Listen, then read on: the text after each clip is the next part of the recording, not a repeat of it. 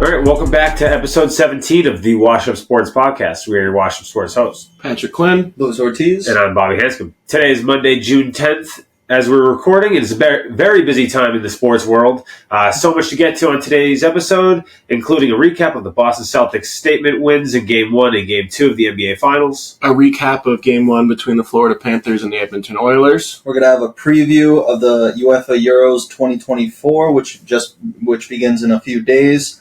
Zach, our producer, will be alongside with us. We'll go over how the tournament works, short breakdown of each group, who we see making it out of group play, and a couple of dark horse teams and our picks to win the entire tournament. We'll also be doing a couple of fun games during this soccer segment, so stick around. We will then be talking about some random news and sports from over the weekend. And we'll finish up with Washed Up Wagers as usual, where we will give a recap from over the weekend and make 3 new picks for the selection for Tuesday. All right, well, let's get right on to it. As we know, Game 1 and Game 2, Celtics are up 2-0. Game 1, they were 120% ready to play. Yeah. They came out firing. Yep, dominated the first. They led by 17 after the first. That race to 10 hit. Love it. Both first and second quarter. Both first and second quarter. More importantly, the second quarter. Yeah, that was a big one. Celtics had 6 players scoring double figures. No one scoring more than 25 also. Kristaps, 18 in the first half. No rust from him. Nothing. How many points did you say he'd have in Game 1? 20. How many did he have in Game 1? 20. Nice. Yep. Guy knows ball. He was ready. The guy knows ball. Jaylen Brown, insane baptize on, was it Kleba? No, Kleba hasn't even been in this. It was over P.J. Washington and... Kyrie. Was it Kyrie? Yeah. Yeah. Was No. it? Mm-hmm. Kleba hasn't shown up in this I thought it was series like yet. Derek Lively or Gafford. It was a big It man, might have but been- Kyrie was in It might have well. been Gafford. I don't know. We'll put it up on the... Yeah. But he had a great game 1, 22 points, 3 blocks, 3 steals. Defensive monster, I'd say. Celtics also had more blocks than the Mavs had assists. Yeah, it's crazy. Celtics had 9 blocks, I believe.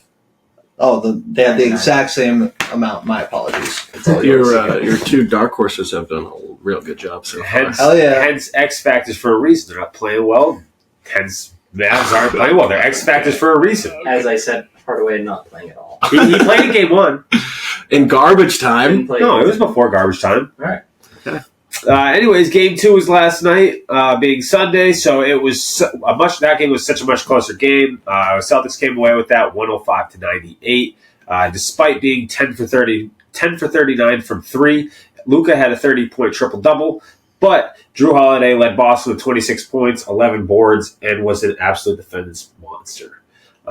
Tatum came away with an almost triple-double where he had 18 points, 12 assists, and 9 boards despite shooting 6 of 22 from the field and 1 for 7 from 3. With the Celtics being up 2-0 in this series and them also being undefeated on the road this postseason, being 6-0, do you guys think that this series is over? definitely not. We've all said this multiple times. Role players play better at home, so the Derek Jones Jr., P.J. Washington, Derek Lively, Daniel Gafford, your two X factors, whatever you want to call them. I think they'll definitely show up in these next 2 games in Dallas. I think Kyrie will also show up. I think the Celtics do have to play better offensively if they want to at least steal one of these games in Dallas. So the series is no way close to being over, in my opinion. Yeah. I mean, I kind of look at it as the Celtics had probably one of their best games, if not their best game in the playoffs, or even including the regular season, and then come out with a shitstorm game 2, still managed to pull it out. I think this series is over. I don't see the Mavs matching up well with us. I think we just overmatch them. They have no answer for Kristaps, and Jason Tatum's being that facilitator, playmaker that people are pissed of seeing. But he's created the second most points in the finals behind Luka. Yeah. And he's just not getting the credit for it. But I think the Celtics, I said 5, but I could see him sweeping. I really could. The Kristaps part is the one that scares me, because if he's not healthy, I mean, you even saw it at the end of when he had to get subbed out in the end of game 2. He wasn't able to get back. On defense, they had an easy dunk because he couldn't get back in transition. I know he said he's going to play. I know he said he'll die out there on the court, but eventually they're going to try to expose him if they can, if he's not 100%. Can I just jump in here? Yeah. So the Celtics now, overall playoffs regular season, are 78-20, right? So that's winning 4 out of every 5 games, just about. Mm-hmm. The Mavericks now have to win 4 out of the next 5 games against that team. Yeah. So. Teams that go up 2-0 in the NBA Finals are 31-5 all time. So Celtics have a great chance of taking this home soon. Obviously, the talk of the series, like we talked about, has been Jason Tatum, kind of just 16 points in Game 1, 18 points in Game 2, and a combined 12 of 38 shooting and 4 of 14 from 3. But he's also averaging about 10 rebounds and 8.5 assists, while also playing really well on the defensive end. He's currently the favorite to win the Finals MVP at plus 125. Do you guys think he's having a good Series 1, and do you think right now he is the deserving favorite for the Finals MVP? I think he's having a good series defensively, being like boards and obviously defense.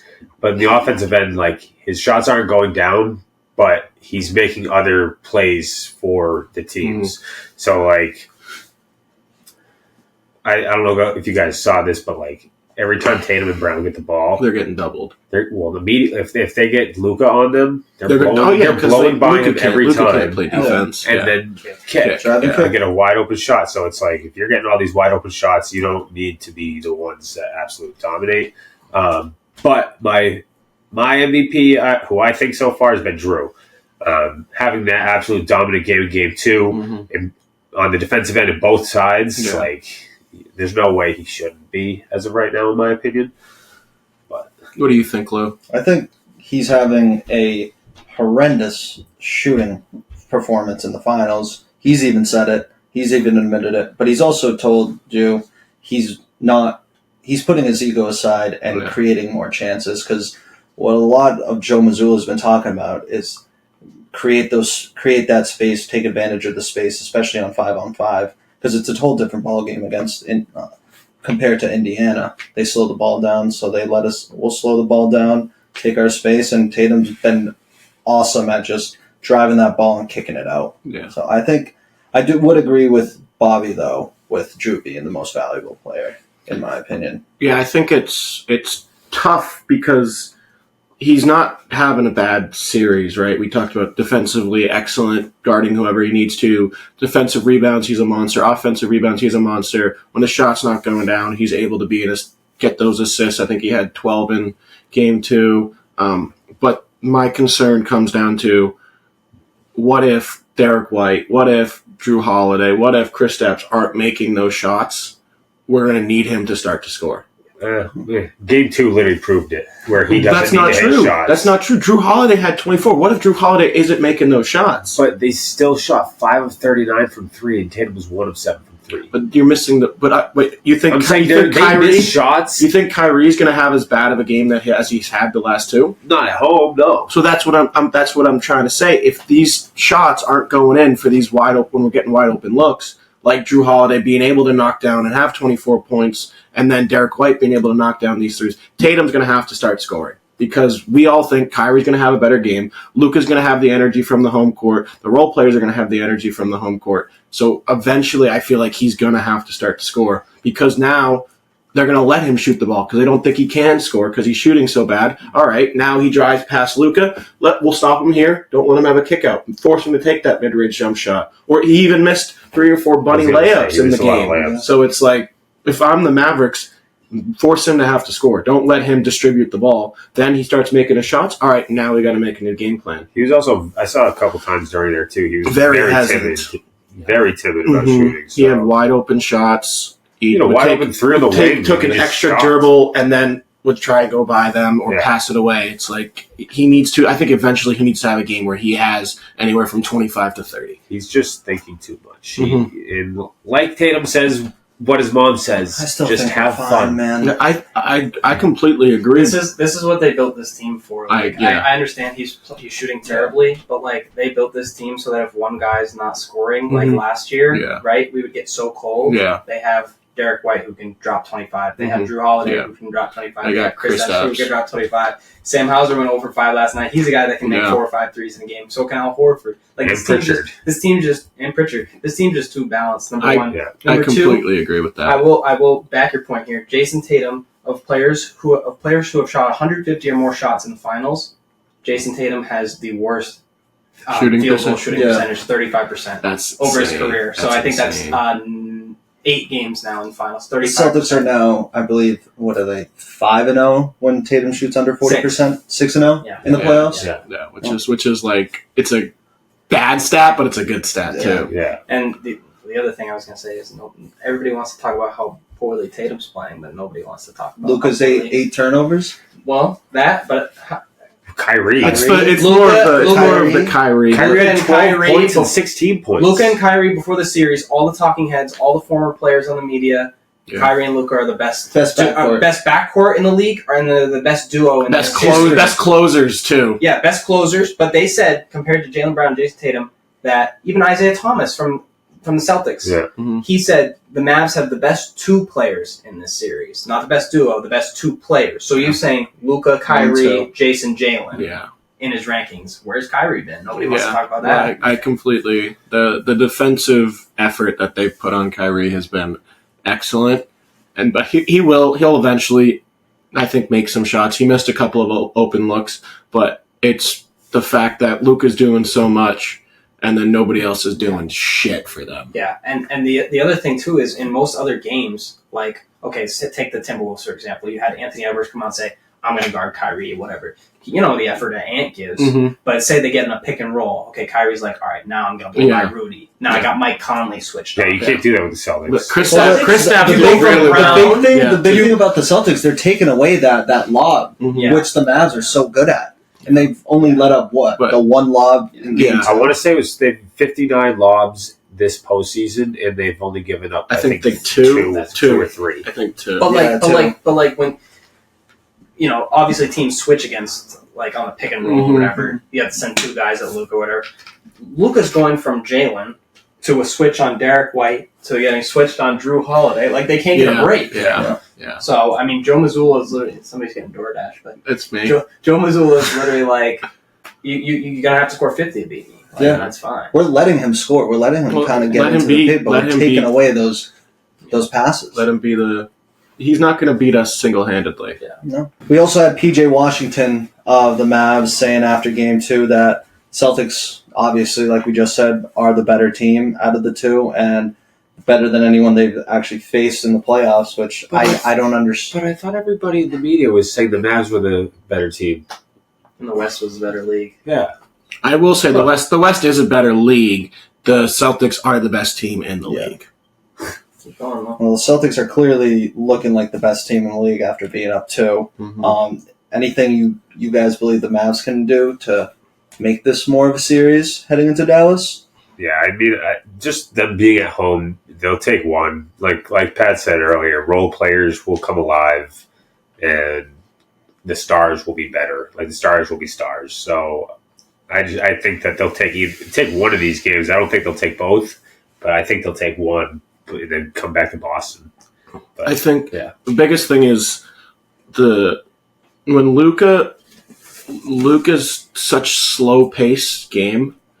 For the Celtics, that's what you want. You want them to be able to set up in their defense. When the Celtics are scrambling and have to get back, or they have the mismatches, that's when they can get themselves into trouble. But Luka's not that. He takes his time up the court, and then he'll drive sporadically, get in trouble, huck up a bad pass, and then turnovers. Like, for the Mavericks, they need to get the ball into like Kyrie's hands or PJ Washington's hands and push the tempo. But that's just not how Luka can play, especially being banged up. And he's not a very athletic, quick person, so that's not how he can play. And that's the only way I see the Mavs having any success. Because when the Celtics get in a set defense, you can't break them down. It's almost impossible. Barbecue chicken. Also, I would like to say, like, wasn't it weird that, like, all of a sudden, randomly, right before Game 2, they said Luka was hurt, and it was from the Jaylen Brown spin move into him? I feel like Jaylen didn't go that hard into him, and I feel like if it was me after 4 days, like, I wouldn't be in that much pain. So, too, my other thing is... It's just a talking point. I was going to say the other thing something for the media to talk about. But the thing is that throughout these entire playoffs, Luka has supposedly been battling injuries this entire playoffs.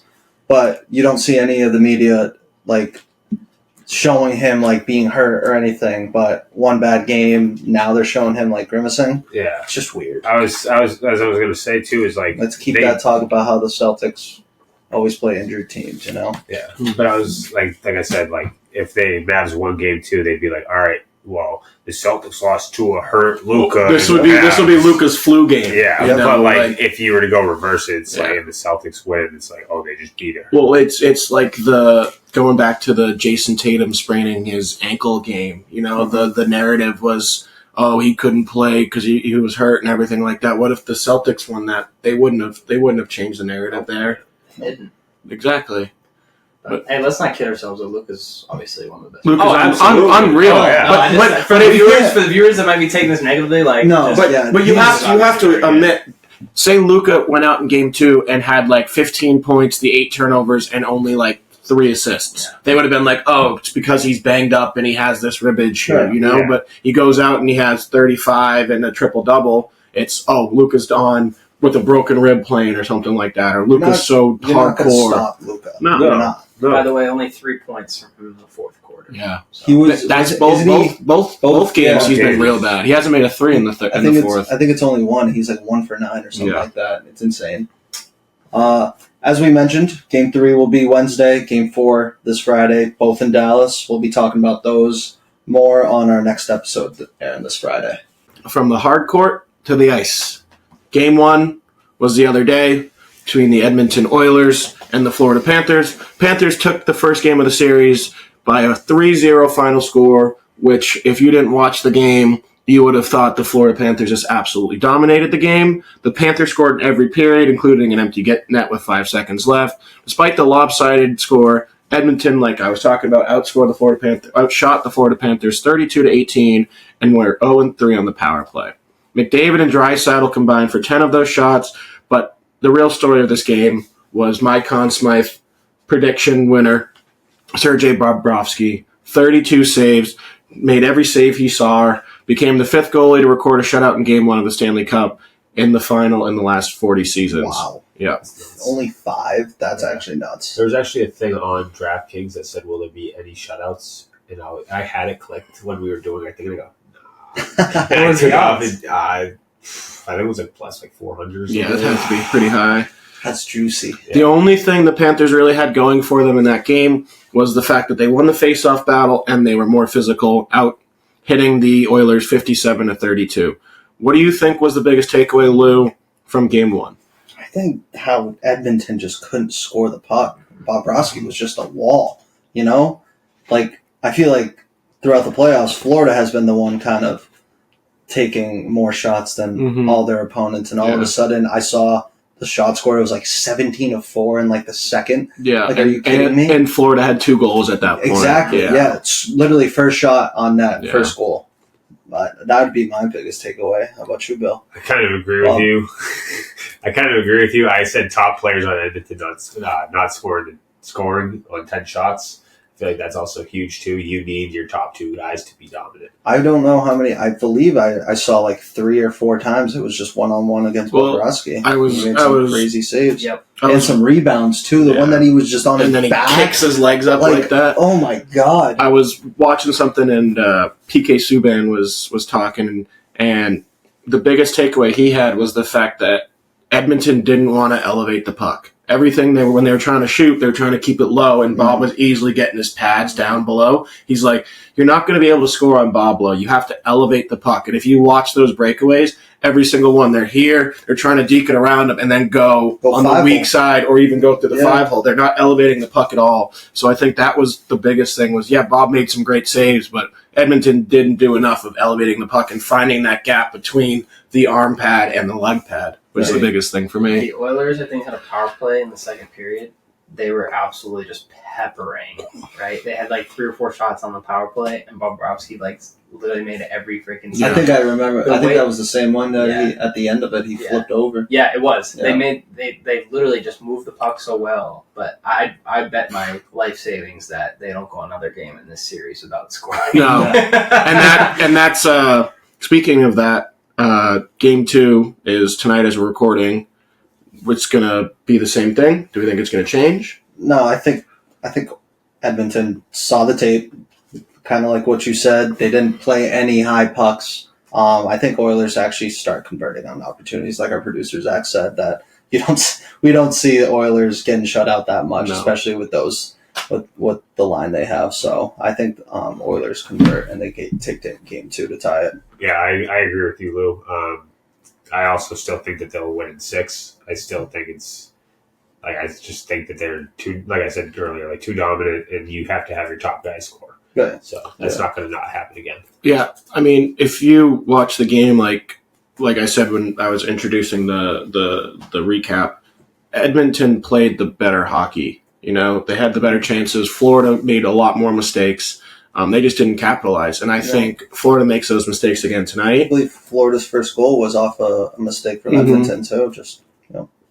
I think the biggest, you're going to make mistakes. It's who capitalizes on those mistakes. And Florida did. Edmonton did it. I think Bob will still play as good as he can, but with the firepower that Edmonton has going forward and Draisaitl and Vander Kane. But speaking of that, did any of you guys see that? The Evander Kane little cheap shot punch to Kachuk on the way to the bench. Yeah. That was dirty. I saw it. That was dirty. But there you go, Lou. So that's only their 4th game this season. Wow, that's crazy. No goals. Yeah. Wow, that's insane. Yeah. The Edmonton Oilers played in 3 games with no goals this season. 4th being Game 1 of the Stanley Cup Finals. It ain't happening again. No, but I think tonight's going to be exciting. Tonight will be a really, really good game. If you really think about it, it's a do or die. It's a do or die for Edmonton. If you can't take at least 1 in Florida. The problem is, yes, Edmonton going back at home. Yes. The barn in Edmonton. The last time a team they were in the Stanley Cup was Oil 20 country. years ago, 25 years ago. 2006. It was that recent? 18 years ago. Okay, yeah, 18. I feel 2006. It's just crazy that was 18 years ago, but it'll be electric if they can steal one and then go back to Edmonton at the 1-1. It'll be very exciting. Yep. All right, what's up, fellas? I'm the producer Zach, back in for Bobby as we talk about some international footy. Because Bobby knows absolutely nothing about football. That's correct. But hey, my goal is over the next month that'll hopefully change because we got 2 big tournaments coming up. We've been saying the last. I'm paying attention to the stat money or not? Hey, you're gonna have to because what do you think you're gonna have to put some wagers on? What do you think I have one on this week? Hey, these are friendlies. We'll get to it. Let's get into this now. We've been saying the last couple episodes how. As Pat's eating his dinner here, he's got a nice steak and cheese sub with some chicken tenders because he's starving. Yeah, he didn't order it, but it came with the DoorDash. Anyways, we've been saying the last couple episodes we're going to have Copa America coming up and then UEFA Euro 2024. It's time to kind of get into those. I'm so excited for both of these tournaments. It feels like we've been waiting a long time for them. Mm-hmm. Just so you guys know, today's episode will just be doing the UEFA Euro 2024 preview. Since that begins this Friday, we're going to save the Copa America preview for either next episode or early next week. Copa America begins next Thursday between Argentina, defending World Cup champions, and defending Copa America champions, taking on Canada Thursday, June 20th at 8 p.m. But the Euros start this Friday. Before we get into the Euros, obviously we know we've had the national teams kind of gearing up with some friendlies over the past couple weeks as the club seasons just came to an end. Some teams look really good. Other teams do not look good at all. England were beaten by Iceland 1-0 last week. That was a shock. 72nd in the world or 74th? Yeah. Sky Sports is already calling for Southgate's head. Yeah, I mean, as they should. I mean, I think it's time for them to make a change, especially. We'll get into that, but let's just go over some of these results real quick. Belgium, they defeated Montenegro just 2-0. I watched that whole game. De Bruyne scored an empty netter off a miscue. They were up 1-0 until the 90th minute when they got a penalty. Doku drew a penalty, so that wasn't the best showing for them. Portugal lost to Croatia 2-1. France drew with Canada 0-0. And then, surprisingly, Mexico had a pretty good showing against Brazil, trailing 2-0, tying it 2-2. And then Brazil's, what's his name, Endrick scored in the wonder kid in the 96th. I mean, that saved my bet. Yeah, it did. As you may know, Lewis and I rocking the Colombia jerseys today. Here we go, baby. Over the weekend, another result. Colombia absolutely blasted the U.S. men's national team 5-1. As a U.S. fan, I was absolutely disgusted watching that game. I literally had to turn it off. I was so horned up. I was so horned up. I don't know what to expect. Don't you feel like a little like contradicted though? Why? It's like Colombia, and then it's I live in the U.S. No, come on. My entire life, it's always been Colombia. Man. I feel like I lost a bet to Lewis, so I had to wear this on today's episode kind of as a punishment. Lewis actually gave this jersey to me, but every goal Colombia scored, I believe, came off a miscue by the U.S., whether it's tripping and falling over yourself, kicking the ball right to them, letting them steal the ball. Not to downplay what Colombia did, because they made U.S. pay, capitalized on all those chances. But the U.S. looked absolutely atrocious. That's not what you want to see ahead of a major tournament, especially against some high-quality South American competition. 3 goals in the last, I believe, 10, 12 minutes. Yeah, they Colombia scored within the first 6 or 7. Yeah, they did. They did. But they looked awful. Beautiful bike. Beautiful. Yeah, it could have been saved, but it was a good goal, and that bicycle kicked the second goal they scored. Any more thoughts on the game from you? Is Colombia back? Oh my God, we're so back. I feel like we're in such a great form, Yeah, beating US 5-1, beating Romania 3-2, beating Spain in Europe 1-0. Like, I feel like we're preparing with the whole coaching change. I feel like now kind of have the big dogs that let us in the 2014 World Cup kind of sit back, but give their experience. James is still on the team. Yep. Cuadrado, I believe, is still on the team. But we have Quintero now just really running the midfield, and I feel like they're back. Luis Diaz looks very good on the counterattack as well.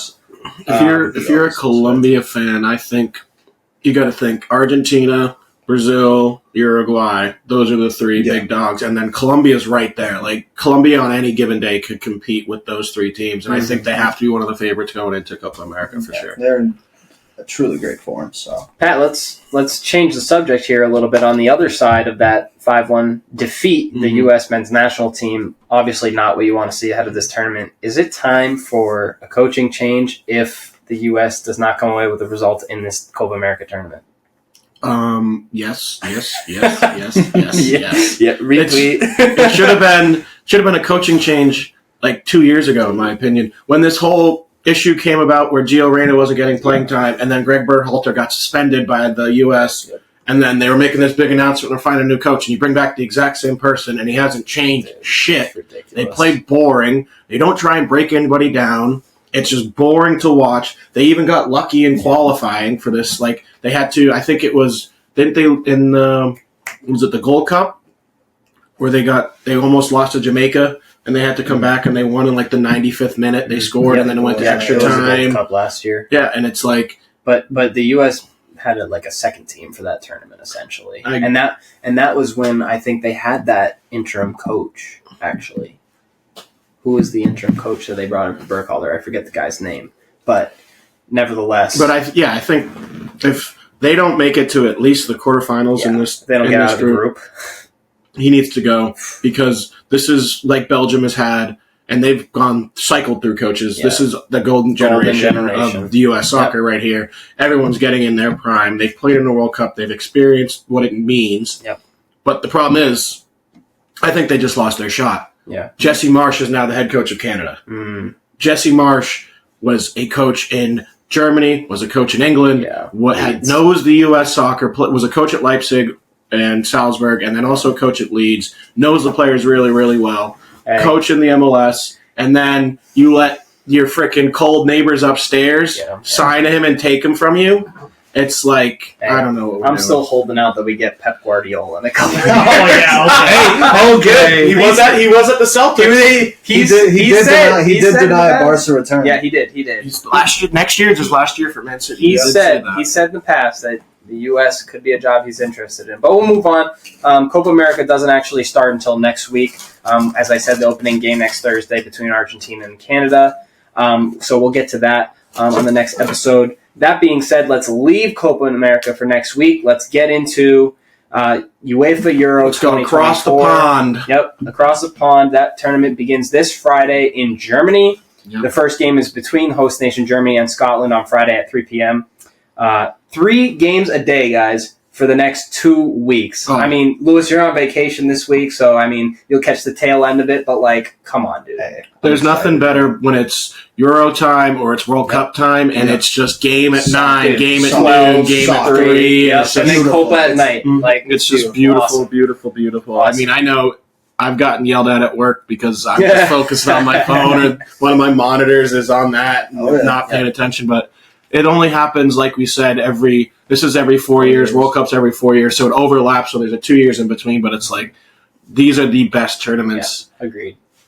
Let's go over some of the details of the tournament real quick. So this is Euro 2024, 17th edition of the European Championship. It happens, as Pat said, every 4 years, organized by UEFA, which is the European football kind of governing body. Germany hosting the tournament for the third time, begins June 14th, ends July 14th, so a whole month of competition. The winner, and this is interesting, will compete against the Copa America champions in the CONMEBOL UEFA Cup of Champions next year. That was new. Isn't that no? It's the Finalissima. Yeah, it's the Finalissima. Oh, yeah. That happened last time between Italy and Argentina. Yeah. So I think that's really cool. Yeah. Specifically for the Euro, this tournament consists of 24 teams, unlike the Copa America, which is just 16. This is 24 teams, 6 groups of 4.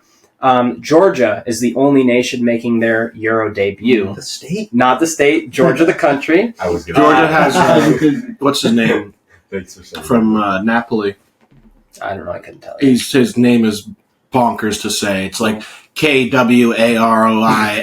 and he plays for Napoli. He's actually very, very good. So as we know, Italy, defending champions, they beat England on penalties in Euro 2020. That actually happened in 21 due to the pandemic. Yeah, it's coming home. Psych. Yeah, right. Let's go over how the tournament works. As I said, 24 teams, 6 groups of 4 teams in each group.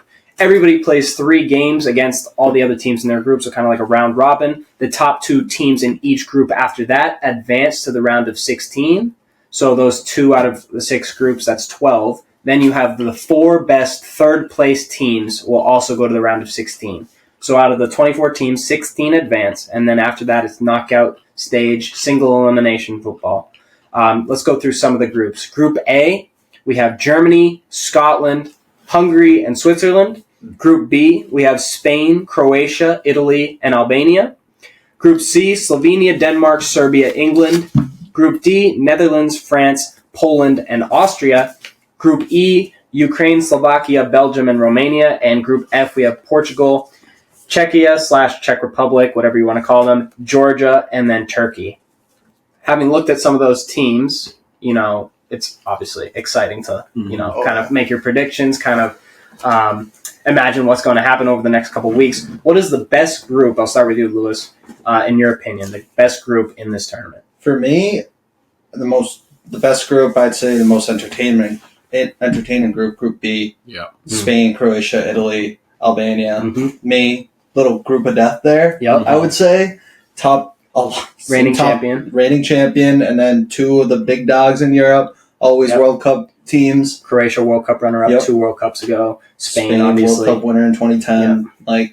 And also I believe they won the Euros that year as well. But hey, or the year before. Let's not count out Albania, baby. Let's not count them out. That's my team right there. I'll be rooting for them. When they saw that group, they probably were saying, No, you're definitely right. You're definitely right. That's a tough draw, Group A. Group B, excuse me. Do you agree with Lewis? I think there's 2 that I'm looking at, but Group B is definitely because you got to think this is the last go-around for this Croatian team that has had so much success Luka Modric is up there in age. Mandzukic is up there in age. I don't even know if Perisic is still playing. Rakitic, I know, has been done for a while. So this is kind of their last go-around to see before they get new players in. And then Italy coming off being the defending champions. And then not making the World Cup. But then, exactly, not qualifying for the World Cup. Spain then also losing to Morocco in the quarterfinals of the World Cup. Yeah. So it's 3 very, very good teams. Yeah. So that's going to be exciting. But for me, I'm looking at Group D. Okay?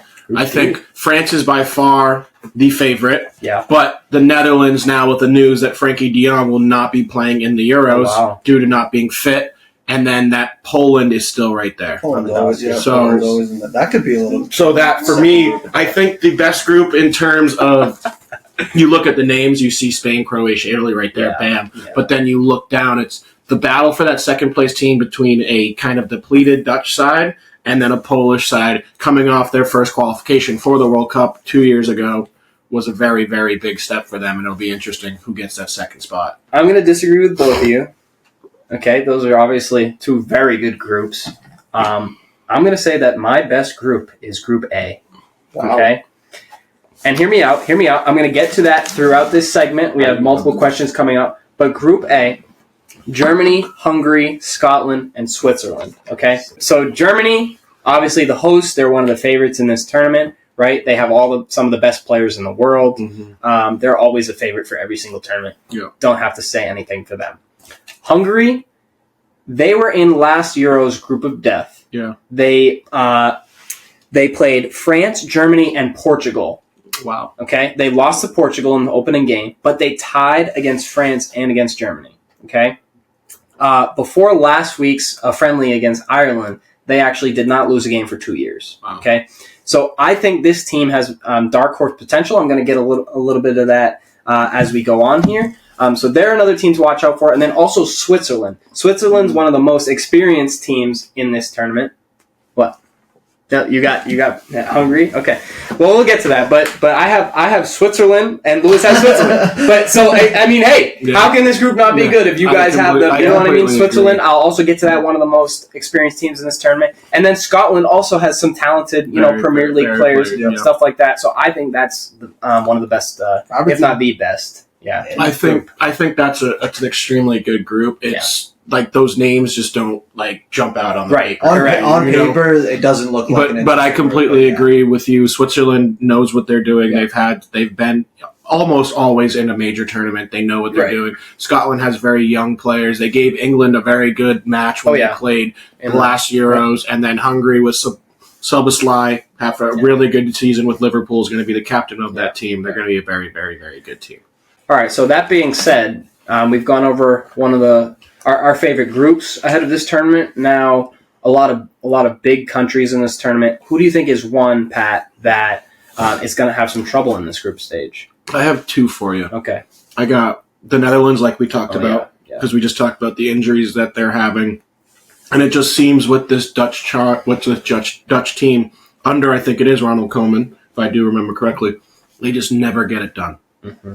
Right, they did really well in the World Cup. They played a U.S. team, and then they right after that, beat a very U.S. team very comfortably. Next round, we're done. Did not show up. And then my next one is Denmark. Okay, I think Rasmus Højlund had a struggle this year at Manchester United, and then the fact that Christian Eriksen is older, trying to control that center midfield, and then the fact that you have Kasper Schmeichel as your goalkeeper, who left the Prem to go play in a Farmers League of France. It's when you go down the spine, which is your striker, center mid, goalkeeper, it's very weaker, older players, and then a struggling young star. So that's why. Okay, interesting pick with Denmark, too. Lewis, how about you? Who do you think is going to have trouble? I'd agree with the Dutch, obviously. That's huge with De Jong not playing. England? Losing to Iceland 1-0, I know a lot of people, on paper, they have so much talent, but at the same time, I feel like England might have too much talent where they don't know how to kind of play together. Yeah. They don't have that chem like they do in their clubs. I like that pick a lot. Especially them being the favorites, kind of scary how they just dropped that game right before. You're saying for England, if they don't win, it's a disappointment for a tournament? Or are you saying if they don't make it to the I finals? mean, it's always disappointing if Yeah. England doesn't win. You know what I mean? I completely With agree their with fan that. base, I mean, But- I feel like I wouldn't say that it'd be a disappointment. I would say at least qualify for the semis. Yeah. Okay. If Top you're gonna be four, the- I Yeah, think. I can agree with that. Qualifying for the 'Cause there's- semis, then they did a. They're still such a young team, too. Well, and you got to think about the fact that it all depends on how the bracket works. You Yeah. know, like you could get France versus England in the round of 16, you're or correct. you know, if depending on if who France finishes doesn't third. win their group and then England does, you know, Yeah. so it all But depends on how those matchups work. I agree out. with Lou. I don't think it would be such a disappointment if they didn't win because they have guys like Foden, Bukayo Saka, Jude Bellingham who are still in their early 20s. You know, they have such a bright future. My team, who is, I think, a powerhouse susceptible to some trouble, is Germany. Okay, so I okay. mentioned that Group A being the strongest group. Germany, obviously heavily favored, also hosting the tournament. They have struggled in recent competitions. They've only got out of the group once in the last 3 international tournaments, so the last 2 Euros and the World Cup combined, they've only gotten out of the group once. Haven't won a knockout round game in a major tournament since Euro 2016. Wow. Wow. Obviously, you know, a lot of talent, as I mentioned. They have Kai Havertz, they have Leroy Sané, Florian Wirtz, Jamal Musiala, some young talent up top that can put the ball in the net. I just think they have too much pressure. Yeah. You know what I mean? With the hosting, with the being a favorite. Yeah. And they're not a team, as I just mentioned, that do well under pressure. You know what I mean? They didn't make it out of the group stage at the 2022 World Cup in Qatar. They didn't make it out of the group in that, and that was a shock. I don't believe and then- in 2018 either. Yeah. And then looking at Group A with Hungary, Scotland, and Switzerland, I think Germany should be nervous. No, that's a very good. I like that. I like that shout there. Yeah.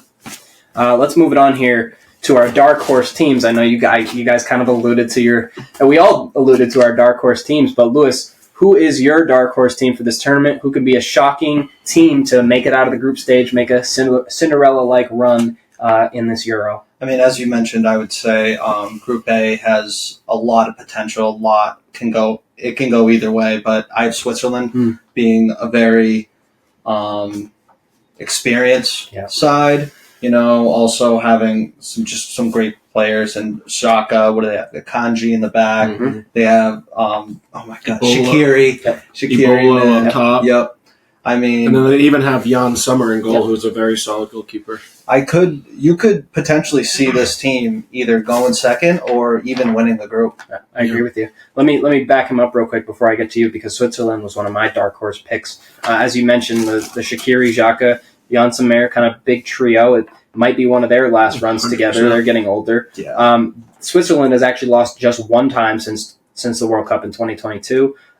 They had 8 players on this team right now that played together all the way back in Euro 2016. So Wow. very experienced group. Wow. They're very close. They've gotten out of, unlike Germany, have gotten out of the group in the last 5 major tournaments. They got to the Euro 2020 quarterfinals after beating France in penalties. I do That was like a remember crazy that. I game. do remember Sommer, that. I believe, stopped Mbappe and some other big names. Shaqiri has scored in all 5 of those last 5 tournaments that they've gotten out of the group in. As you mentioned, Xhaka was on the undefeated Leverkusen team that won the Bundesliga. Sommer won Serie A with Inter Milan. Yep. And then Akanji won the Prem with Man City. They also have Zakaria, Mbolo, and then Ricardo Rodriguez, I think. So a pretty experienced group. Pat, your dark horse. Before we get to that, I'm going to be interested into seeing Shaqiri playing in the Euros after the move to the MLS. You know, coming from playing in the top 5 leagues for such a long time. I think he was at Galatasaray for a little bit anyways, but still playing in Europe, that competitiveness to now having to leave halfway through his MLS season to then join his national team in Switzerland and see how that goes. Yeah. But Where is for he in me, MLS? Where does Shaqiri he play? plays for Chicago Fire. Chicago Fire. But for me, I mean, I promise you, I didn't listen to what Zach said about Hungary and then write it down. I've had it written down for a while. I think that this Hungary team, most people aren't looking at them as competitive as you think. And Zach mentioned it about how they've been undefeated for a while. And the fact that Sloboslai got this huge move from RB Salzburg, then to Liverpool, and now is like the captain of this team, knows what it takes. I think they're going to be a very, very hard beat. And now I'll back you up because this was my second dark horse team, Hungary and Switzerland. I think they can have a chance to go to final four semifinals of this tournament, similar to kind of what Morocco did at the World Cup and how they stunned the world. As I mentioned, they were in the group of death last time around. They came away with only one loss in that. And then I mentioned also they hadn't lost in 2 years prior to last week, a friendly against Ireland, which was a little surprising. Yeah. You mentioned Szoboszlai.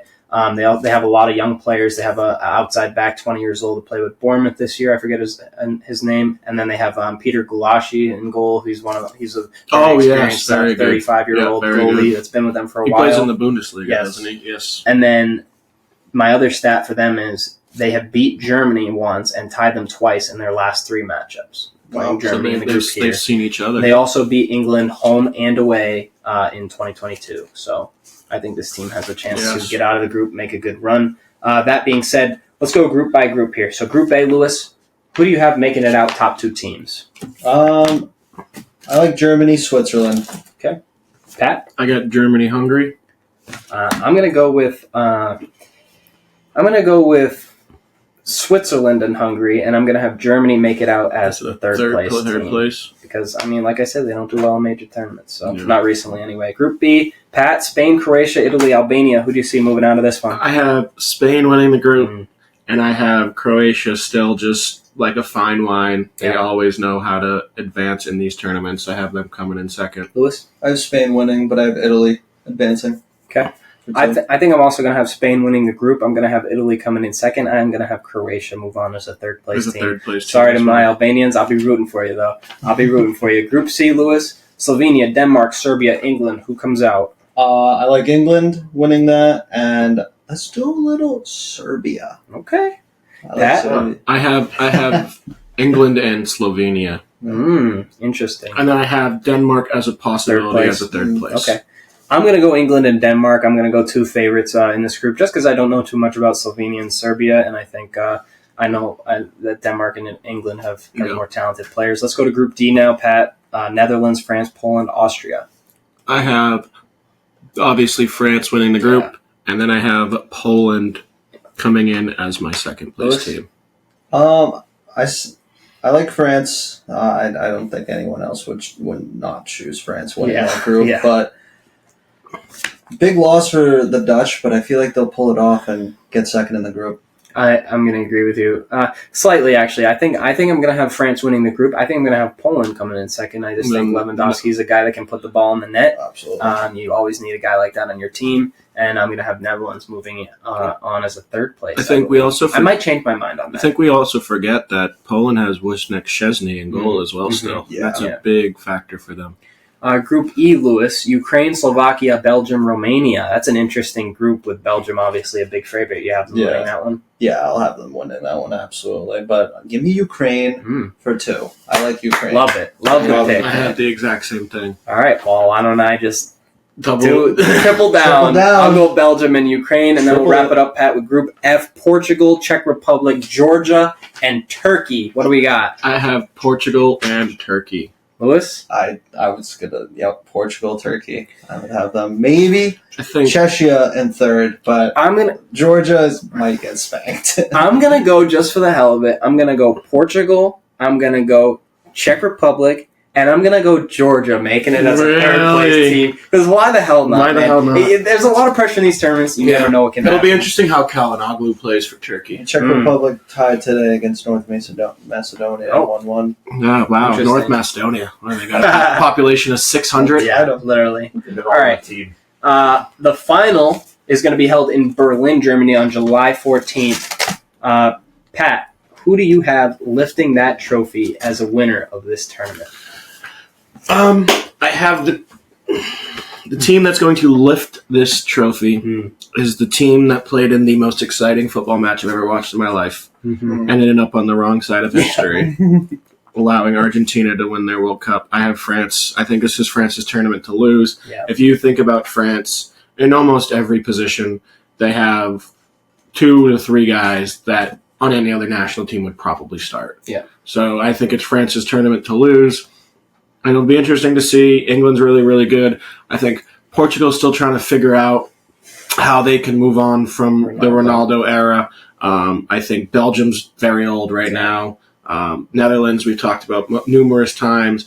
Italy. Well, hey, let's not infringe on what Lewis might be picking. Okay. Lewis or I might be picking. So let's just let's cut you off at France. He actually didn't infringe. Hey, I don't know what your pick is, but hey, I just don't want him to go over all the teams when we might be picking them. Fair enough. So let's hear your pick, and then we can get into it after. I kind of wrote down 2, but I'm more leaning towards my pick would be the young Spanish side. I like Spain kind of moving on. I feel like they're really young. I feel like they're young, but they're very experienced altogether. And they play for big clubs. Yeah, they all play for big clubs. They all kind of played for at least the past 4 or 5 years together. So I would have Spain. My second team was Belgium, but I just don't know. Yeah. Like you said, they are kind of old. But Spain's a plus 700. I love that. I think Spain has got a really, really, really good side.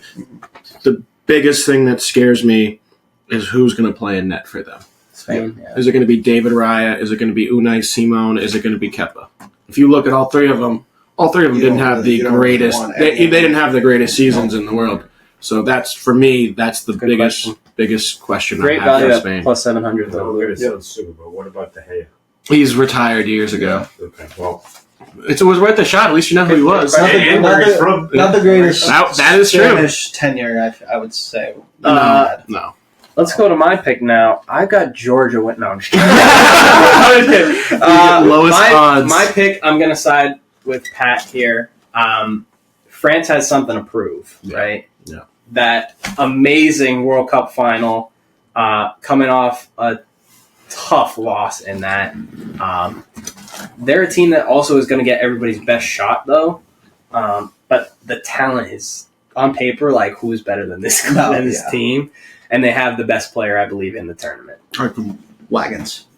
I'm also... They are wagons. When you look at... No, I said Phillies. Yeah. Mbappe was in his prime in the second World Cup. Yeah. Mbappe was not in his prime in the first World Cup or their first Euros. So for me, he showed what he could do in the World Cup. He just made this mega move to Real Madrid. Can he go into his Real Madrid season being the best player on the best team in Europe, winning a trophy? Well, hey, let's steer into that then. So Pat and I took France. Lewis took Spain.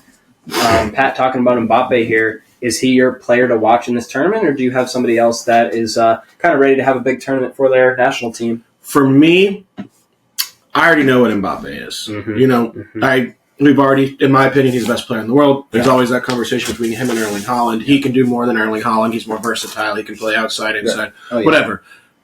I already know what I'm going to get from him. Right. For me, I want to see what Florian Wirtz does for Germany. Okay. Host in his own country. Just came off a miraculous season with Bayern Leverkusen. Really put his foot down on one of the best players, young players in the world. Yeah. Can him and Jamal Musiala find a way to work together for that midfield? Can he put the ball in the net, unlike some German talent we've seen in the past, like a Müller, Timo Werner, or Kai Havertz, who's had some maybe trouble on the national team consistently scoring? Can he be that guy for them that they haven't had in many years? It's going to be interesting what they decide to do, if they want to play him as a 9 and then Musiala as a 10, or play them both as 10s. Or it'll be interesting. Right. Yeah. It's not something I want to make the decision for. I'm excited to see how it's going to be. Good problem to have for Germany, though. Lewis, who's your player to watch for this tournament? For me, would be the boy from Barcelona, Lamine Yamal. I knew you were going to pick him. Could I not? He's been having a great qualifiers. He's been playing out of his mind. Say his name for our crowd again. Lamine Yamal. 17 years old. Yeah.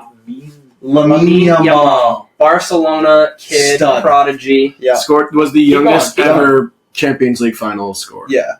I believe he's one of the youngest, if not the youngest player to play in this tournament, if not. And he's going to be 17. Starting 11 in Spain. I feel like this is his first major tournament. You can't really say the World Cup because he kind of was on and off there, but now he's more. Can I just say that when I was fucking 17 years old, I was worrying about fucking calculus in high school, trying to pass my classes. And this guy's playing in the fucking Euros with Spain. Unreal. Just an amazing talent, and I just want to see what he brings to the table with this Spanish squad. Yeah, and he plays on the wing, correct? Yep. Yeah. I'm excited for that. I knew that was going to be your pick, so I didn't go there. You had to know that was going to be. I'm excited. Dude, come on. I'm also excited to watch Mbappe prove himself kind of as the Messi of Europe right now and take. I did say Mbappe. I'm excited to watch him try to put this team on the back and win a major trophy. Mm-hmm. I'm also excited to watch what Phil Foden does in this tournament. Outside of Man City, you're not holding hands with Erling Haaland anymore or De Bruyne anymore or Pep Guardiola. I'm excited to see what he does. I'm excited to watch Kevin De Bruyne with Belgium because he's aging. He doesn't have all the talent around him that Belgium's had in the past. He's got Lukaku up front, but he doesn't have all the hazards of the world. No hazards anymore. I mean, he's got Leon Trossard still, but it's not the same team. If this was 8 years ago, but they're much older. So I'm excited to see how he does, though. I'm excited to see Ronaldo in a off-the-bench role. I not necessarily for him. I just want to see how Portugal does with that. So that's another storyline. But my player to watch in this tournament, it might be a surprise for you guys, Rafael Leao. For Portugal. Okay? Just turned 25 years old today. He's a winger for AC Milan, plays on the opposite side of Christian Pulisic for the U.S. men's national team. He scored 9 goals, 9 assists in 29 appearances this year with AC Milan. He only had 1 goal in qualifying with Portugal. But I believe, and this is just my opinion, watching this kid, he has Mbappe pace. He has Messi's dribbling ability, not quite there yet, but I mean, he's got a great touch on the ball. He's got great pace. He's great in one-on-ones. I think Portugal needs to fucking feed this kid. And I think that he can make himself a household name after this tournament. Yeah, there's been conversation about him making a move to a bigger club as well. And I think if there's one way you want to do it, this is how you do it. There's so many moves that come after somebody has a World Cup display or after somebody has a Copa America's display or a Euros display. He's one of those. I think he's a very exciting. And your Phil Foden one, this is his position now. Jack Grealish isn't in the squad. Marcus Rashford's not in the squad. Sterling. Raheem Sterling's not there anymore. You're going to have Bukayo Saka on the right. You're going to have Harry Kane in the middle. And then I think it's his spot to either play out on that left side. It's written in the coming off of Premier League Player of the Year season 2. Very exciting. He does. Leao. If he does make a move, for the love of God, don't go to Real. Don't go to Paris Saint-Germain. Any other club, please. I love him at United. Yeah, I'd love to watch him in the Prem. That'd be awesome. Let's do one more thing while we're on this. Let's take a step back from our analysis, our predictions. It's been a great conversation, I think. Let's have a little fun with this. We just pulled up all the kits from the 24 teams. We saw 21 of them because 2 or 3 didn't have them. But we saw all the kits. What do you guys think is your favorite kit ahead of this tournament? I have the Belgium away, the light blue with the brown pants. Those are class. I think those are really, really, really clean. Kind of like a little retro too. Yeah, no, it definitely little is. Throwback. Yeah. I think those are super cool. It gives me a little Tufts vibes. Yeah. Kind of. What do you got? I got 2. I got France's home. That royal blue is just so how big the huge. It stands out. Yeah. And then I like Croatia's away too. I'm a big blue guy, so I mean, my Adidas. Whoever designed those uniforms deserves a fucking raise because Adidas, for all their kits in this, look at the ones they're completely opposite than this. This is from years ago. But that's what I have getting one. rid of the. So Adidas is moving. They're taking off the wording Adidas and they're just going with this 3-stripe logo, which I think is great. But my favorite kits are the Germany white ones with the orange and yellow on the sleeves and the black. Those are such a class look. Tony Kroos is going to look fucking but he's going to look fucking mint in those things. I also like Belgium's, and their red ones are good as well. The gray ones that England put out, France's was another favorite of mine. But Italy's and Spain's also have that Adidas classic, old school look. It almost brings me back to 2012, 2014. You know what I mean? So those are just some very clean looks. My favorite thing with international kits is there's no sponsorships. And it's just the emblem of the country and then just have whatever kind of colorway and then the brand sponsorship. And I think that's the cleanest. But hey, I think Adidas gets an A++.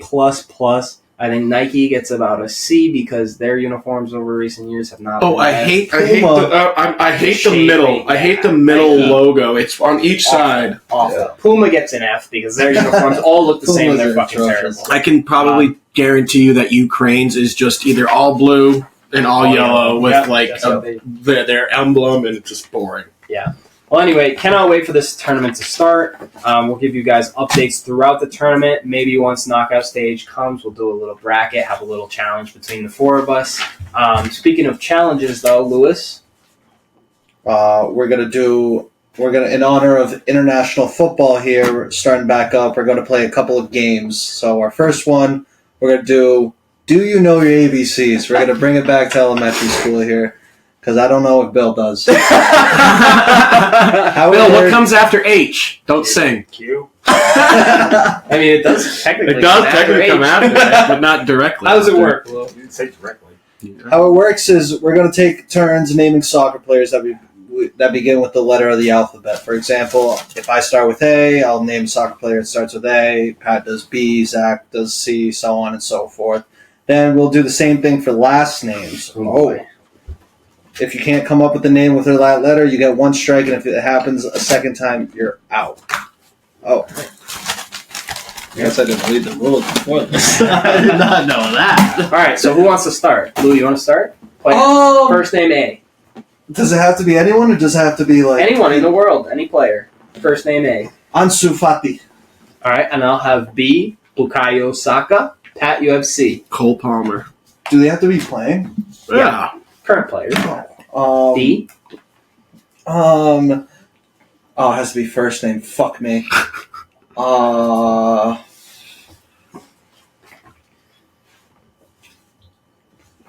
D, dude.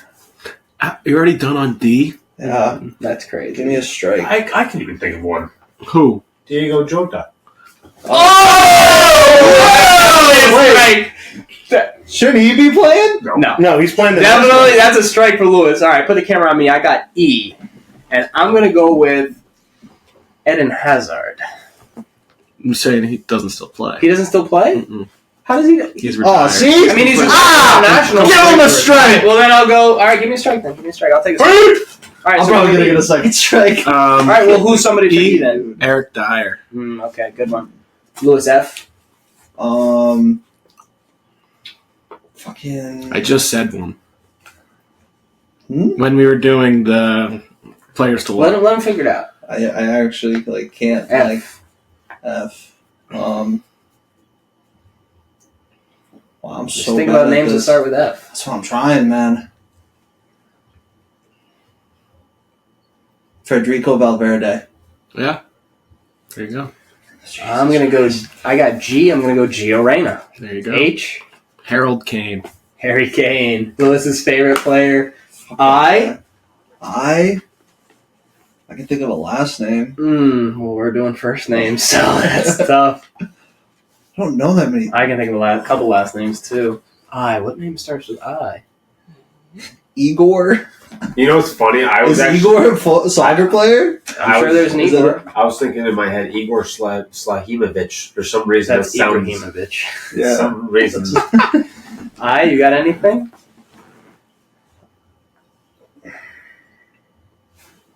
There even one with an I? Mm-hmm. I got one right now, do you? Mm-hmm. Nope. You giving up? You're tapping out of first Tapping names? out. All right, he's Fuck out. that. I got one strike. I'm going with let's see. Ivan Perisic. Yeah. Oh, I-J. Julian Alvarez. okay. J-K. Kylian Mbappe. L. Kylian Mbappe. But Lewis is out. I'm out. Oh, I thought he only had 2 strikes. Yeah, we're doing just 2 strikes. Pat? Sorry. L. Doesn't the guy you freaking like? Because It's so much easier when you're not playing. the guy you like that you just said, the 16-year-old Don't say it. Don't say it. starts with an L. What's his name? Lamine Yamal. Lamine You could also Yamal. say I thought you were going to say Luis Diaz. I was going to say make it easier. M. This should be an easy one, right? We're going to go with Matt Turner, goalie of U.S. men's national team. Now N. N.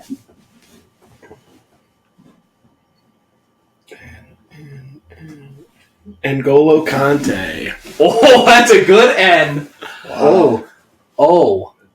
I have a last name. I was about to say a last name. Hold on a minute here. Oh, You're gonna be biting. Olivier Yes. Giroud. There we go. There French we go. striker. There we go. P. Patrick Quinn. Pedro Porro. Okay, Pedro. Q. Oh, fuck.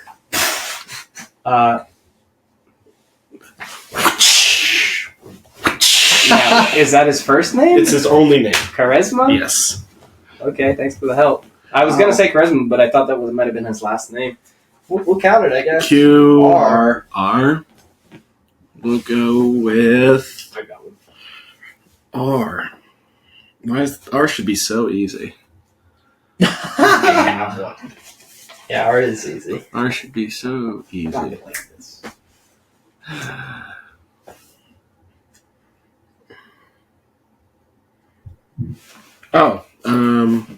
Rafinha. Oh, that was a good That's one. a good one. Another one-name guy.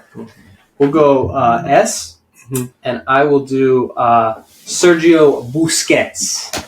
We're on T. T. Timothy Weah. Timothy Weah. That's a good one. U. Oh, you're getting fucked. U. Garbage. U. It starts with a Y too. I know. You guys got anything for this? U. I'm thinking, man.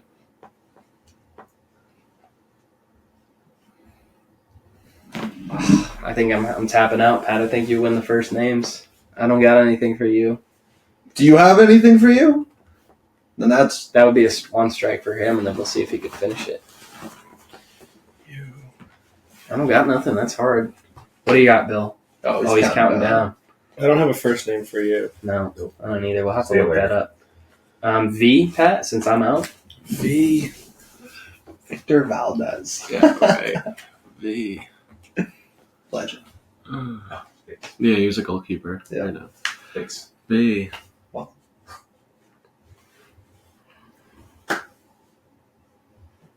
Oh, I know one. I'm thinking of one, but I don't know if it's just his only name or What if do you it's got? last name. Vigna, who plays for Paris Saint-Germain. He's a Oh, midfielder. Vitinha? Yeah. I don't know. I think that might be his last name. Let's try to finish it out here. Who do we got for W? Well, V Victor Rope. I don't know Who? what that is. Who? He plays for Barca. The backup goalkeeper? No, he's a forward. W? Oh, the light skin? Yeah. Yeah. Who do we got for W? W. Will. Wesley something. No, Weston he's right. McKennie. Weston McKennie. I was going to say X? Wesley Snyder, but You he's got any retired. X? Javi Simmons. Yeah, Xavi. X, Y. Yusuf Paulsen. Urari Paulsen for Denmark, I believe. Yeah, or you could do Yunus Musa, too. Yunus Musa. Z. Z's. He's He doesn't play retired. anymore. Zinedine Zidane's son, Zach- Zidane Jr. Zakaria Chara. for Is that a last name though? Switzerland. I'm not sure. I think it's a last name. Yeah, well, we got it. We got there. It's in All our right, how about last last names. names? How about you start, Pat? A. Last name. This is hard. Wow. This is hard. This one's even harder, The dude. last names is hard. Are you resetting? Oh, I got one. Are we You want me resetting, to start? I can start. are we resetting our strikes? Yeah. Yeah. Okay. You want me to start? I want to hold on. Okay.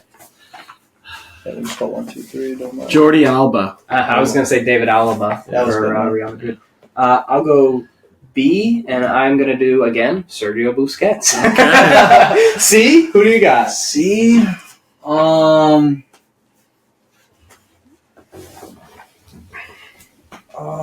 Christensen. I think it's Andres Andres Christensen. D? I was going to say Oh, that's a good one. Lewis Dunk, center back for Brighton. Also Luis Diaz. Oh yeah. E. Brielle Mbolo. F. F. How could you? Huh? How could you? Yeah. You got one? Yeah. Oh, You got one for F? Yeah. Phil Foden. Jesus. All right, Pat. G. Gee. Oh God. Oh, I got one. I'm sorry, Bill. I know a lot more players. I know. Can't really. God, gee. That's me hoping he gets a strike. Because I got one ready to go on deck. Oh.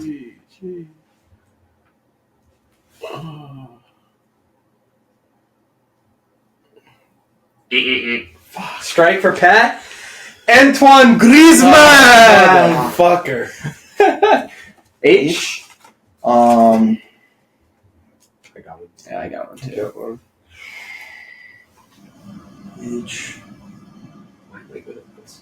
I don't know. To see if it's actually a player. It is. Erling Haaland. Thank Good you. one. That's what I was going to I- say. I was going Hector Herrera. You got anything for I?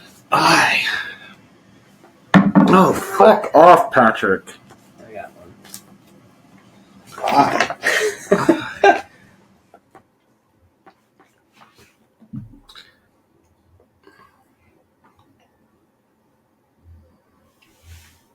Countdown already?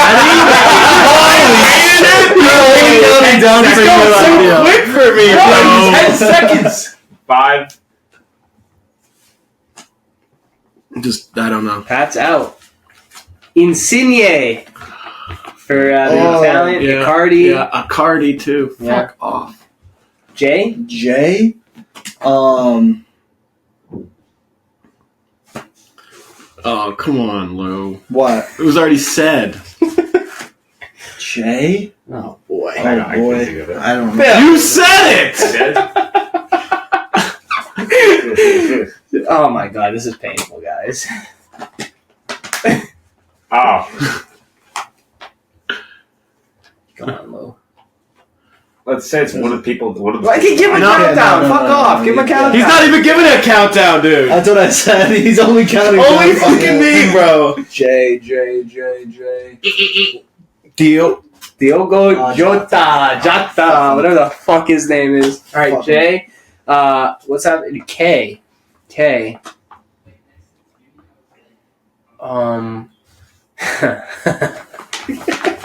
Lou's favorite player. Wait, who's going? Me. Oh. Lou's favorite player is Lionel Messi, so that's cap, whatever you're thinking. Well, you said it earlier. No. Conte. N'Golo Kante. I was going to say Kante. Harry Kane. Harry Kane. Good one. Oh, yeah, L. I got it. Are you now. out? You're out. Yeah. L. L. I got one. I hate when you say that. Because then, I can't think of one. L.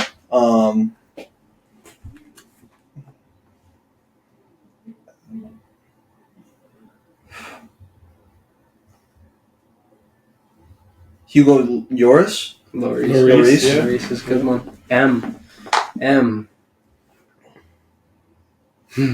Bill, shut the fuck up. I hate it when he says it. M. What? I mean, Pat said Mario Mandzukic, but I don't know. I think that guy's retired. Luka Modric. I was going to say... As time was expiring. Lionel Messi. I was yeah. going to say Sergio Mane. Sadio Mane. Sergio Mane. Hey, all right. At least I know his last name, right? And Lewis. N. Yeah.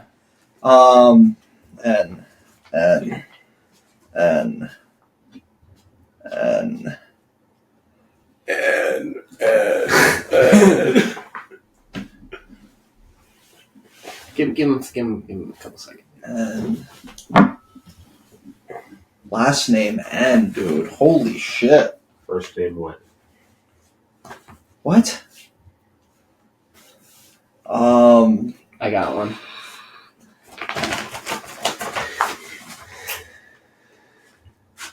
Two. Darwin Nunez. Fuck, yeah. Who do I got? O? Oh. Oyarzabal from Spain. You don't know Oyarzabal? Miguel Oyarzabal, I think his name is. Wait, how many strikes you got? He's got one. P? P. Pinto. Pinto, dude. I got one. Perisic. It's a good one. I was going to say Pepe. Pedro Porro. Christian Pulisic. Christian Pulisic, Bill. Nice job. Q. You can't use the same guy. Quintero. Oh, that was gonna be mine, dude. Oh, he's awesome. R. I believe there's also a Q name on Panama? Carrasco, maybe? Cantina? Quintero? Something like that. Quintero? No, that was Juan Roman. You're on R, Lou? R? Yeah. Oh, no, it's Carrasquilla. That's Rodri? not Q. Yep. R, Rodri. S. This should be easy, right? Leroy Sané. T. Matt Turner. You're just repeating names. T. for him. U. You got fucked with Dude, it last I'm time, really... too. You got fucked with you last time. You. I got one. Who's the... Oh, you I could have done last time. Unai Simon. Yeah. Fuck, you have a U last name? Yeah.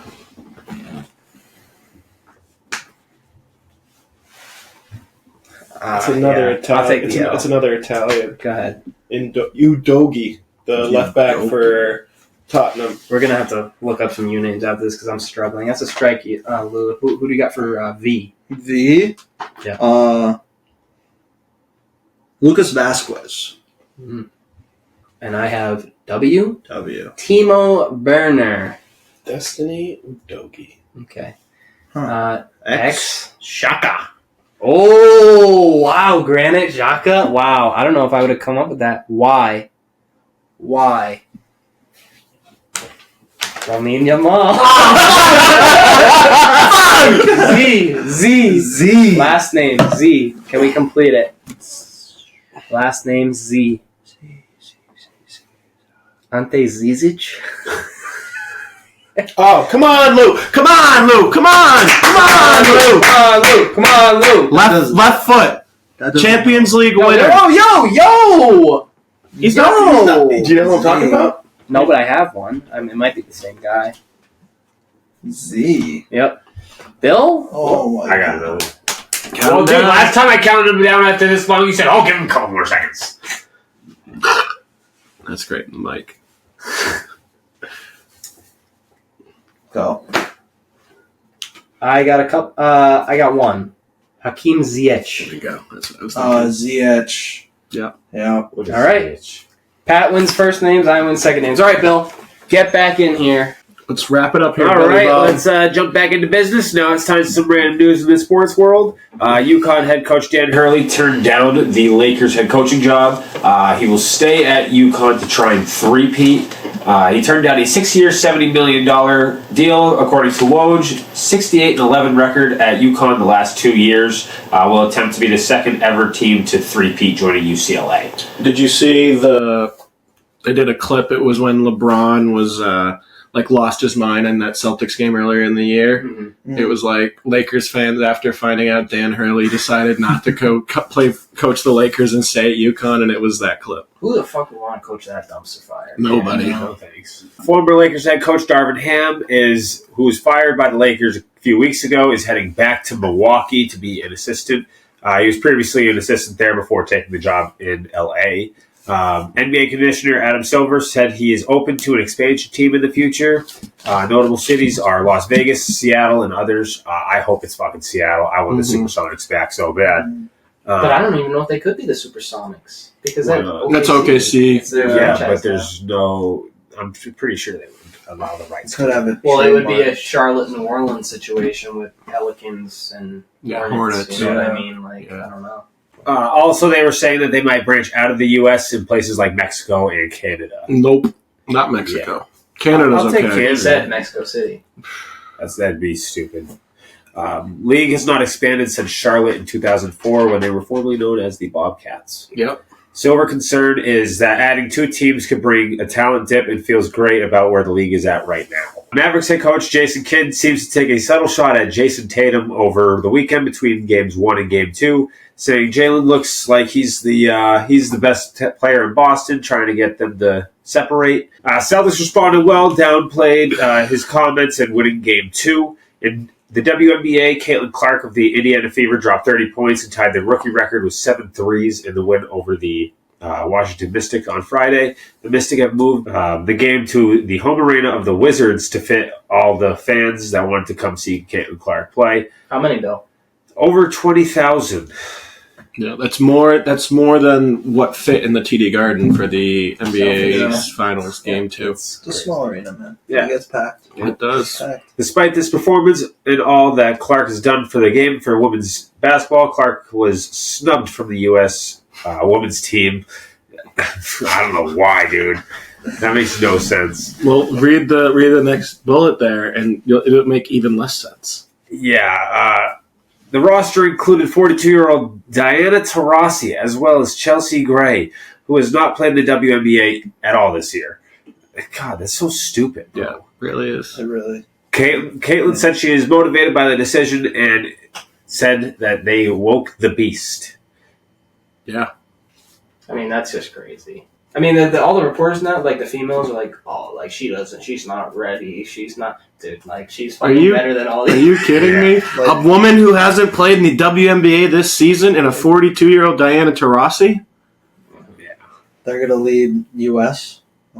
I mean, they're gonna win regardless. Yeah, but it's not. It's you. What you want to do is you want to grow the WNBA as big as frickin' possible. And what more of a way to do that than have Caitlin Clark maybe not even play? Yeah. Put her on the roster, so she's there. You know how many people would buy a Caitlin Clark USA Olympic jersey? That thing would go off the shelves like crazy. Shannon Sharp on First Take today was like so crazy over the fact that she didn't make the team. He said, if I came out with a replica Caitlin Clark Team USA jersey, it would outsell all the other jerseys. Yes, without a doubt. Seriously. It doesn't make any... Doesn't make sense. They're playing too much politics. Put the best basketball players on the basketball team. And if she's not one of the best 12 basketball players in the United States of America, you are fucking retarded.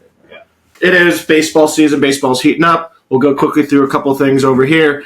The MLB was in London at London Stadium, and the MLB over the weekend, the Philadelphia Phillies and the New York Mets played in England.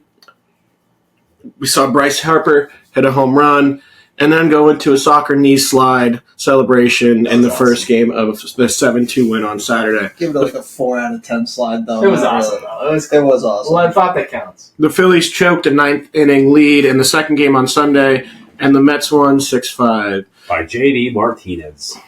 That was an electric call by the British sports announcer. The double play. Yeah, it was pretty cool. New York Yankees star Juan Soto checked out of the game last week with left forearm soreness. That was a scary sight. Yep. Good news is nothing was there, just some inflammation. I believe he is in the starting lineup tonight for the Yankees against the Royals. He's played every game prior to the injury before missing the entire Dodgers series of the weekend. Also played all 162 games last year with the Padres. It's unheard of. Yeah. Don't see that in the MLB anymore. Some news in the NFL. The Pittsburgh Steelers have given their head coach Mike Tomlin a contract extension. Now under contract through 2027, entering 18th season with the Steelers, 17 straight years, finishing 500 or better, third longest streak all time. The Chicago Bears have re-signed. Speaking of not making sense, Mercedes Lewis Leave Mercedes out of this, for his 19th season. 1-year deal, most seasons played ever for a tight end. 40-year-old, second oldest player behind Aaron Rodgers. can become actually the second player on the list of people over 40 to have receiving yards. Who's the first? Jerry Rice. Really? Nice, Bill. With over 2,000. Wow. Hey, he's stoned, but he's still locked in. Yeah. Sort of. We're halfway there. Baltimore Ravens kicker Justin Tucker joked last week about bulking up due to the new kickoff rules that were put in place this season.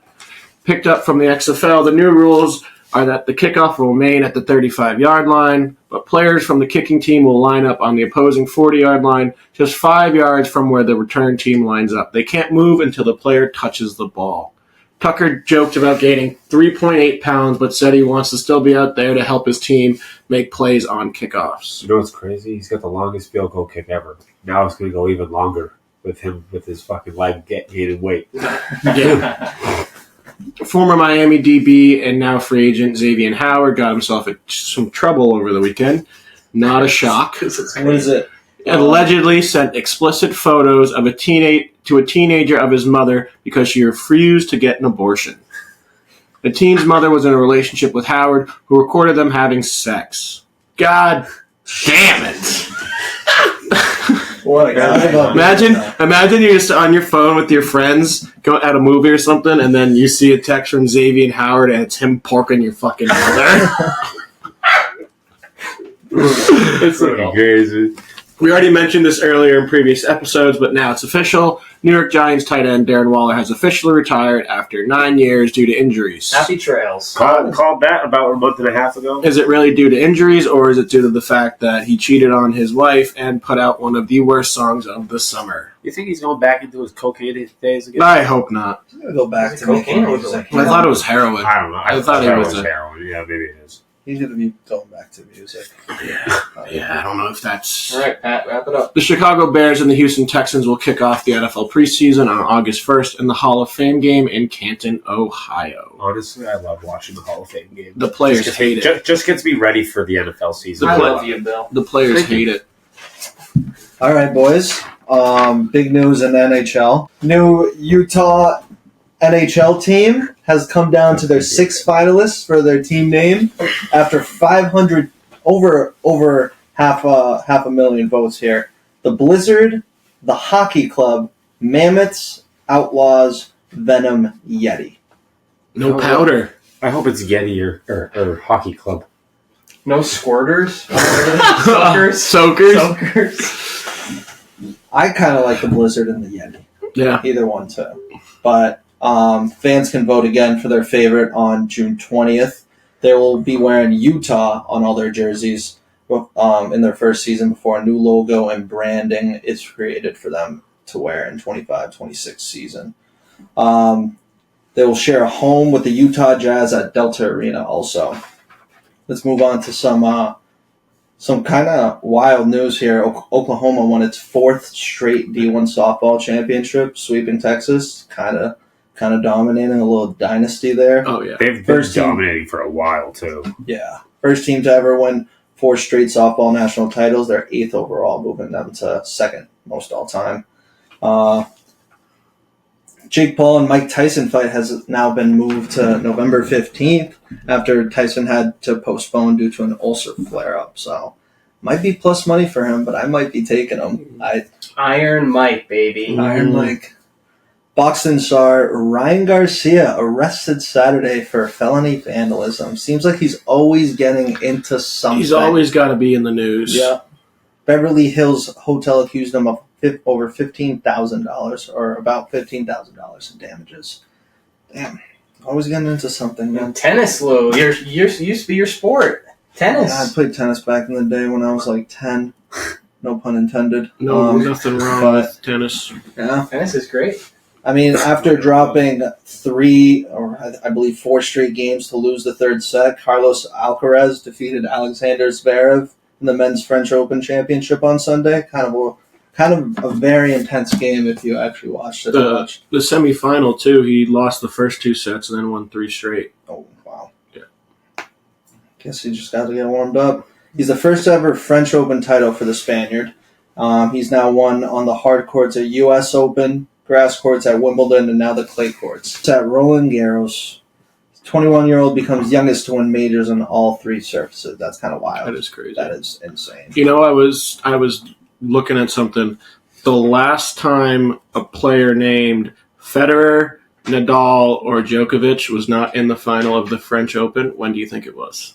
2000. Last year? 2004. I was going to say. Oh, wow. I totally misheard the question. I said last year. But yeah, 2004 was the last time one of those 3 was not in the final. That's crazy. Yeah. I mean, pure dominance. Now he's the next one. Yep. How about the women's side? Iga Swiatek defeated Jasmine Paulina for her 4th French Open title in the women's side at just 23 years of age. Wow, 4th at 23? Yeah. That's crazy. That is fucking nuts. I didn't watch it, but no. Is that because it's women? No. Did you watch the men's? No. No. Half Okay. of it. Okay. Half of it. I did say that I did watch some of that. Just keep it going here. But, former MLB player turned horse owner Jason Wirtz saw his colt Dornoch win the Belmont Stakes over the weekend. That's kind of insane. Did you see what he looked like? Yeah. No. His hair was like to here, beard like this. That's what he was like. I know. I was saying he hasn't changed one bit. Worth is a former World Series champion who played with teams including the Phillies and Nationals in his 15-year MLB career. Now, check off horse winner. Belmont Stakes winner. Manchester City manager Pep Guardiola has sadly rejected a return to Barcelona after his final year. Said the door is closed with Barca. He's won 4 straight Premier League titles, 6 of the last 7, and he previously has hinted that this upcoming season will be his last with City. To finish up the episode, we have washed up wagers. Here's a recap from last episode, the slate of June 7th to June 9th. Lewis is now 5-1 after going 2-1 over the weekend. His wins over the weekend were Colombia, who beat USA in a friendly, and the Indiana Fever, who beat the Washington Mystic on Friday. His loss was Connor McDavid over 1.5 points. The Oilers were shut out in the game. A reminder, his series pick for the NBA Finals is the Celtics to cover by 1.5 games, which looks good right now. In the series, they lead 2-0. His pick for the Stanley Cup Finals is Connor McDavid to have the most points in the series, which after having none the other night, it doesn't look too good. Still a lot of puck. A lot of ball. A lot of puck left to play. Pat is now 4-2, moves up to second place after being 3-0 over this last weekend. His wins were Brazil, who defeated Mexico in a friendly, and Carlos Alcaraz, who defeated Jannik Sinner in the French Open semifinal, and the under of 6.5 goals in the Oilers-Panthers Game 1. A reminder that his series picks for the NBA Finals is under 5.5 games in the Celtics-Mavs series, and his pick for the Stanley Cup Finals is Bobrovsky to win the Conn Smythe Trophy, which looks pretty good. Both look pretty good. Yeah. I am now 3-3 to drop to last place after going 1-2 over the weekend, of course, because I fucking suck at this shit. Oh, water finds its level, man. Water finds its fucking level. I will always talk my shit, Pat. You know that. What's that saying you had before, Bill? I can't win them all. Or, No, not that one. No, it was something along the lines of every squirrel can't. Every blind squirrel finds a nut every once in a You while. said something else. I don't remember what it was. Yeah, It's whatever. hilarious, though. My only win over the weekend was Germany, who defeated Greece 2-1 in the friendly. And the 89th minute, too. Doesn't matter, it happened. My losses were the Oilers to have be plus 1.5 in Game 1. They lost 3-0, and the Las Vegas Aces to cover by 7 against the Seattle Storm, and they lost by double figures. How much did they lose by? Double figures. It's just like 14, maybe? 13. They're now 5-4 on the season. Yeah. Reigning NBA champions. A reminder, my series pick for the NBA Finals is for there to be 2 road wins, which right now is not looking too good. There's yet to be one, obviously. My series pick for the Stanley Cup Final is there to be a total of 6 games, which we'll see how after tonight. All right. Let's get into our picks for the Tuesday/Wednesday slate. I have the Yankees over the Royals tomorrow at -142. I have Derek White in Game 3 over 2.5 threes at -148. And then I have Portugal money line over Ireland in a friendly at -390. That'll give you a plus 258 odds, $10, and I'll give you 35.87. All right. I have the Celtics money line, which they're at a whopping plus 105, which I don't understand. I feel like that's free money. I have the Phillies money line at the Sox at a -166, and I have, after a disappointing loss, I'm going with the Las Vegas Aces to beat the Minnesota Lynx at a -340. That's crazy. The team of destiny. Plus 325, $10 wins you 42.51. Wow. My odds are the exact same, Lou. All right, let's hear it.